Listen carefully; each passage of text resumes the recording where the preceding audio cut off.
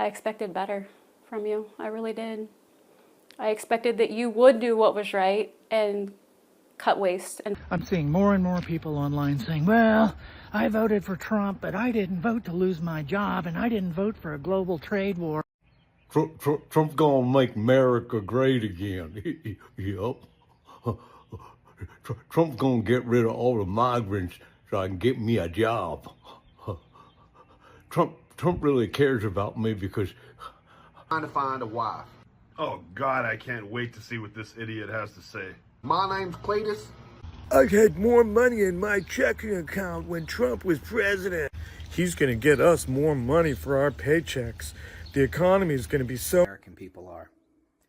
The president of South Korea declared martial law, military rule over the civilian population, absolute control. Administration deporting or exiling American citizens as if it's already happened, and use typical MAGA talking points and rhetoric. You know that feeling when you get hyped up by a flashy commercial, only to unbox pure disappointment? Yeah, that's kind of where we are in America right now. The MAGA crowd thought they were signing up for the deluxe, first-class ride to greatness. What they got? A chaotic rerun with worse lighting and more glitches. Trump promised the golden age, but what we're living in feels more like a blooper reel. So buckle up, because today we're breaking down what happens when political fantasies crash headfirst into real-world consequences. what did you say? I expected better from you. I really did. I expected that you would do what was right and cut waste and fraud and all of those things that you promised us before we elected you in office, but you're not doing that. You're creating a disaster, and I don't know what America's going to look like if this continues. Trump's gonna make America great again. Yup. Trump's gonna get rid of all the migrants so I can get me a job. Trump really cares about me because I'm uneducated. I had more money in my checking account when Trump was president. He's going to get us more money for our paychecks. The economy is going to be so much better under Trump. Fast forward to today, the stock market is crashing. We're in trade war with China and other countries, basically. The stock market has completely tanked.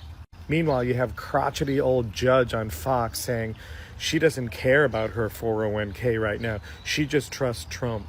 So all these Trumpers who said they were voting for Trump because he was going to get us more money and the economy under Biden sucked. The economy under Biden was fantastic. The economy right now is in a free fall, nightmare death spiral.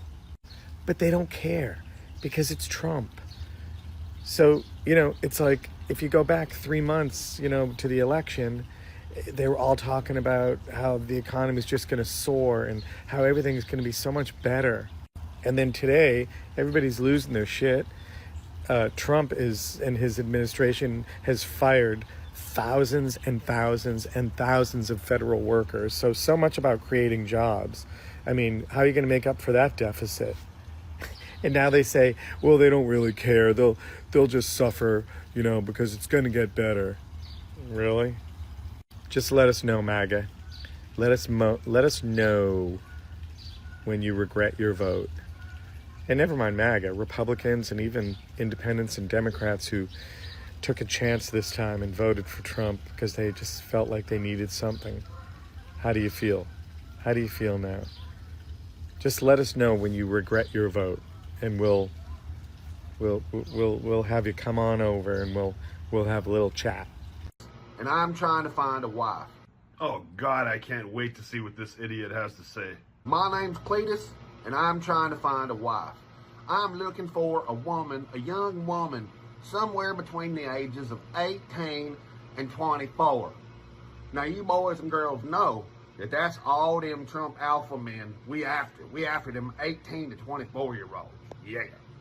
I live in a rural town in southwestern Kentucky. Now, I'm a little overweight, so you're going to have to cook and clean for me, because I can't do it myself. You will submit to me. I will be your only man. Oh, you must love Jesus. Must love Jesus. We're going to have 19 kids, and they're all going to be homeschooled. We're going to go to church all the time. MAGA men, until you change your behavior towards women, you are going to be lonely the rest of your lives. I'm seeing more and more people online saying, well, I voted for Trump, but I didn't vote to lose my job, and I didn't vote for a global trade war, and I didn't vote for Elon Musk to run amok in the government, slashing agencies and cutting jobs, and I didn't vote to see America's allies cast aside. Oh, what the fuck are you talking about? Of course you voted for that. You were perfectly happy to see all that happen as long as it didn't happen to you. And now that the leopard is eating your face, suddenly you've changed your tune. Well, you get no sympathy from me. You voted for that. You wanted that. So you sit back and enjoy the fruits of your labor. I don't care what happens to you. I just want you to feel the pain that you brought on yourself, because that is the only way you can learn. I asked ChatGPT to defend the Trump administration deporting or exiling American citizens as if it's already happened, and use typical MAGA talking points and rhetoric. And this is what it gave me. Understand that this is not meant to be satire. You can laugh at it if it makes you feel better, but just understand that I'm not doing this to be funny. When I read this for the first time, I got a pit in my stomach. Look, the fact is, we are in a crisis. Our country has been overrun by crime, corruption, and people who hate America. President Trump is the only one willing to do what needs to be done to protect the American people and restore law and order. If that means removing certain individuals, even so-called citizens who have no loyalty to this country, then so be it. This is about keeping America safe. Let's be real. A lot of these people being rounded up, they're criminals. They're violent felons, gang members, terrorists, and radical leftists who have spent years trying to destroy this country from within. The Democrats and the fake news media want you to believe that these are innocent people being targeted, but the truth is, if you're not doing anything wrong, you have nothing to worry about. The only people crying about this are the ones who are guilty or the ones who support them. And let's be honest, not everyone who was born in America is actually American. If you hate this country, if you riot in the streets, if you burn the flag, if you side with foreign enemies over your own nation, why should you be allowed to stay?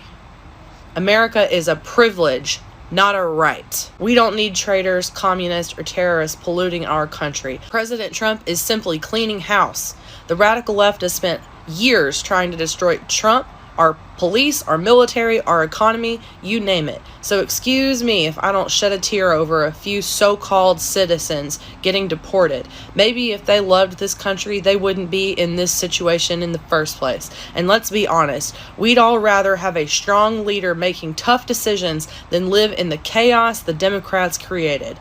If we have to be a little tougher, a little stricter, then that's what it takes to save this country. President Trump is bringing back strength, discipline, and American greatness. And anyone who has a problem with that, well, they can leave. This argument follows the predictable MAGA playbook when justifying authoritarianism. Number one, frame it as necessary for law and order, claiming there is a crime crisis and only extreme measures can fix it. Number two, demonize the victims, insisting that most of those affected are criminals, traitors, or un-American. Number three, fear-mongering, making people believe they're in immediate danger and need a strong man to protect them. Number four, redefine citizenship, arguing that just being born in America doesn't make you a real American if you don't align with MAGA ideology. Number five, if you have nothing to hide, you have nothing to fear. Classic authoritarianism excuses to dismiss concerns about civil liberties. Number six, blame the left, making it seem like any suffering is the fault of Democrats, not the people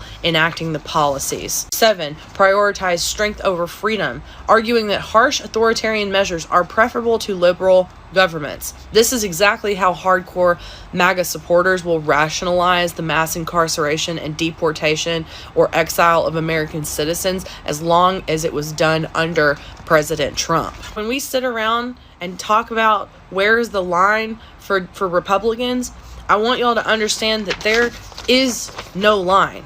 If the FBI comes knocking on my door and wants to arrest me because I've been posting about Donald Trump on social media, what's my family going to say? I know what my MAGA family members would say. They would say, well, you should have known better. You ever buy something online thinking it's going to change your life, like some fancy, high-tech gadget that promises miracles. But when it arrives, it's just a flashlight with glitter and a Made for Champions label. That's exactly how a bunch of MAGA voters are feeling right now.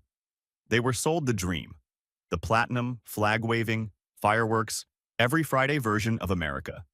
Trump style. The kind where they're front of the line, sipping on freedom lattes, while the rest of us watch the show from the sidelines. Jobs, overflowing, borders, locked tighter than Fort Knox. Gas, practically pouring out for free. A nation so great you'd be exhausted from all the winning. But here we are, barely 4 months into Trump's second term. And honestly, it feels like we've been trapped in a glitchy video game built by a reality show intern running on 3 hours of sleep and a Red Bull. And now, brace yourself, he's already teasing Trump 3.0, a third term.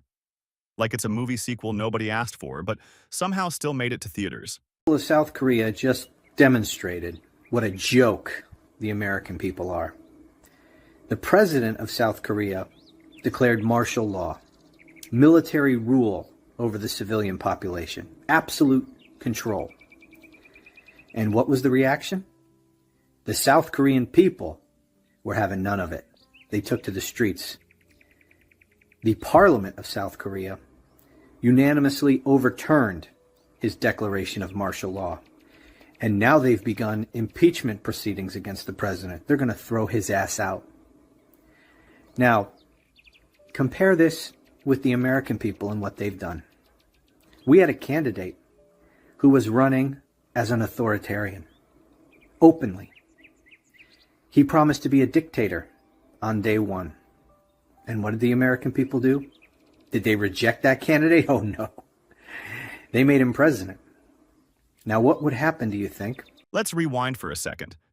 Back in 2016, Trump didn't just run for president, he sold a whole persona.